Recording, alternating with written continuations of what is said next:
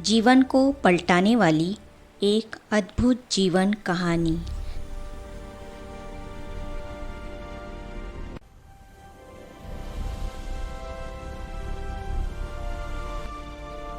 इस पुस्तक में आज हम पढ़ेंगे ईश्वरीय ज्ञान की एक झलक। उन दिनों बाबा जो ज्ञान देते थे और उस ज्ञान से जो अनुभव होता था उसकी एक झलक ब्रह्मा कुमारी हृदय पुष्पा जी ने इस प्रकार दी। तब बाबा ने कहा, अच्छा आज का पाठ पक्का करना और फिर कल मैं दूसरा पाठ पढ़ाऊँगा।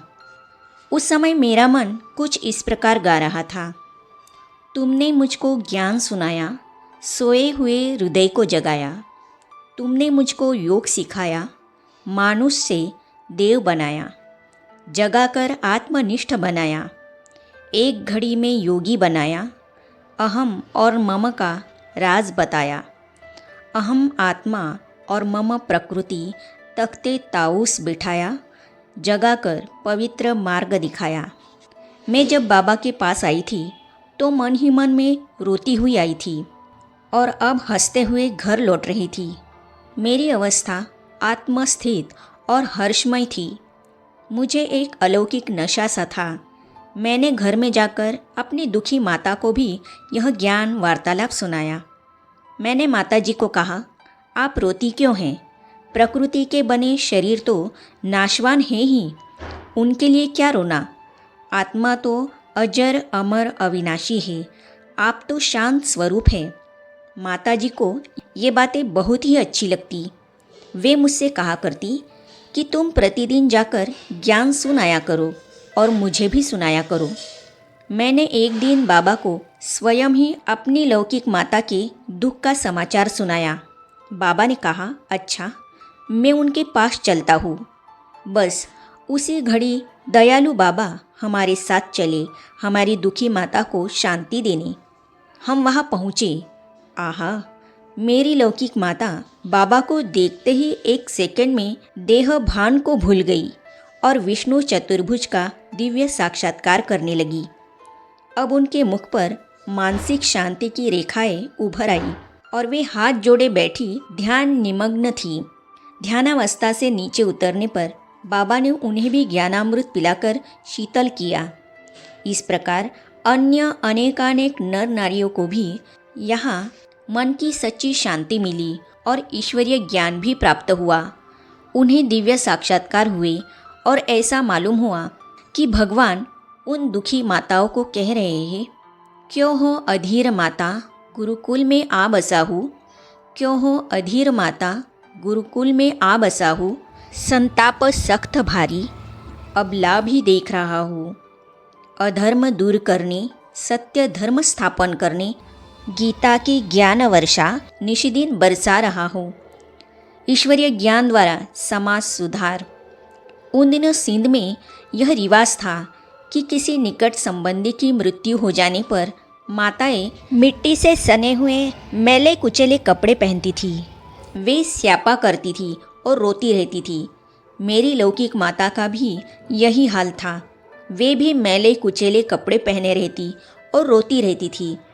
परंतु बाबा का ज्ञान सुनने से उनके मन पर इतना गहरा प्रभाव पड़ा कि लोक लाज और आसुरी मर्यादा अथवा कुरीति को तोड़कर अब उन्होंने मैले कुचैले कपड़े पहनना छोड़ दिया और वह आत्मिक सुख में रहने लगी।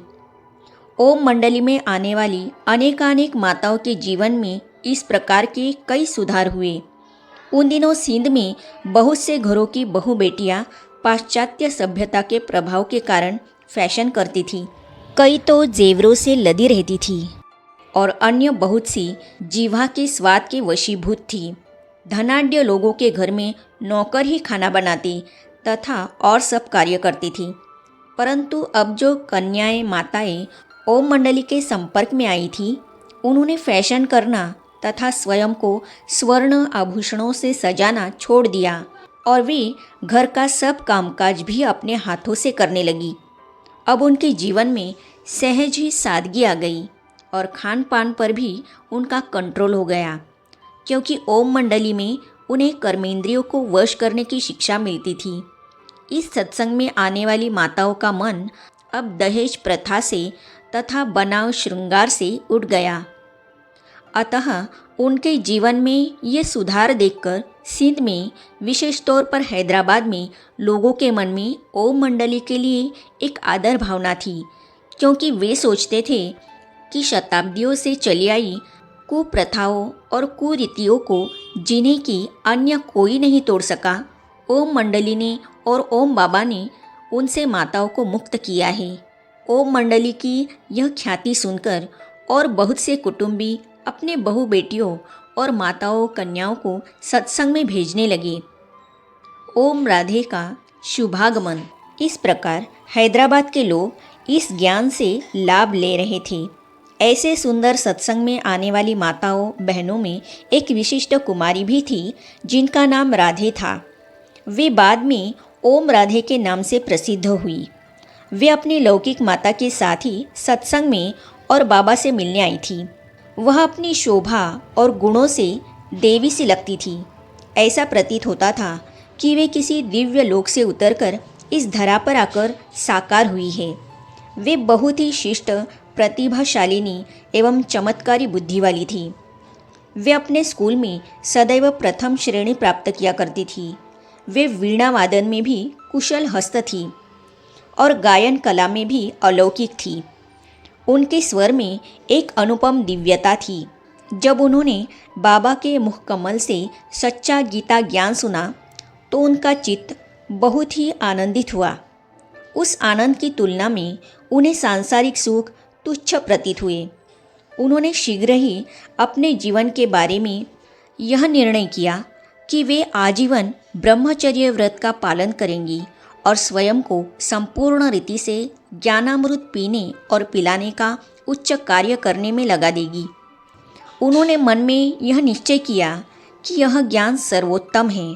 दादाजी से मिलकर उन्होंने अनुभव किया कि ये कोई निराले व्यक्ति है जिनका मस्तक मणि की तरह चमक रहा है, जिनके नयनों में एक अलौकिक मस्ती है और जिनकी ओम ध्वनि में एक ऐसा अनुपम आकर्षण है कि सुनने वाले देह की सुधि भूलकर आत्म स्वरूप में स्थित हो जाते हैं।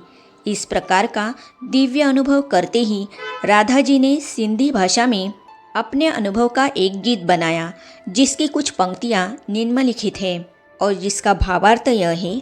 ए सखियों, मैं आपको क्या बताऊँ और कैसे बताऊँ कि ओम मंडली में जाकर मैंने क्या देखा। सखियों, उस सुख का भी मैं कैसे वर्णन करूँ। वहाँ ओम का जो अलौकिक आलाप हो रहा था वह ऐसे तीर की तरह मेरे मन में लगा कि मेरा मन शीतल हो गया और मेरे गम के चिट्ठों का अंत हो गया। इस प्रकार उन्होंने जो गीत बनाकर अनुभव स्थित होकर मधुर स्वर में गाया, उसे सुनते ही सभी लोग खुशी में झूमने लगे। जब ओम राधे ने सत्संग में आना शुरू नहीं किया था, तब एक बार दादा की लौकिक पत्नी जसोदा को साक्षात्कार हुआ था कि श्री राधे भविष्य में श्री लक्ष्मी बनेंगी और मैं उनको राज्य भाग्य दूंगी। परंतु इसका अर्थ वे नहीं समझ सकी थी।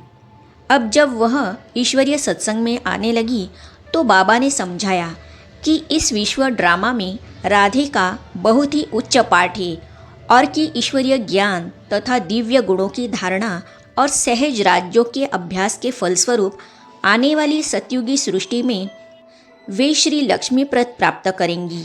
ऐसा ही हुआ। वह बाबा द्वारा जो ईश्वरीय ज्ञान सुनती और उसे धारण करके वे ऐसी अच्छी तरह से समझाती कि सभी को बहुत हर्ष होता। कुछ ही समय के बाद सबके मन में ये बोल निकलने लगे थे। योगिन प्यारी ऋषि कुमारी ज्ञान की बंसी बजाए, ओम राधे विदेह मुक्त बनाए। सरस्वती प्यारी ब्रह्मा कुमारी गीता की मुरली बजाए। महतारी ओम के अर्थ टिकाए। मोह ममता की फांसी से अब जिया मेरा घबराए। 5 विकार की आग लगी है, श्वास वृथा जाए। माता गंगा जल बरसाए। अम्बा प्यारी ज्ञान भंडारी ज्ञानामृत पिलाए। ब्रह्मा कुमारी सरस्वती माता विदेह मुक्त बनाए। आगे हम पढ़ेंगे लौकिक संबंधियों पर भी ज्ञान रंग। तो इन अनुभवों को हम पढ़ेंगे अगली कड़ी में। तो ये जानने और पढ़ने के लिए इस चैनल को सब्सक्राइब करने के साथ ही साइड में जो बेल आइकॉन है उसे भी क्लिक कीजिए, ताकि आने वाली सभी वीडियो और अब तक की सारी वीडियो आप तक पहुंचती रहेगी। ओम शांति।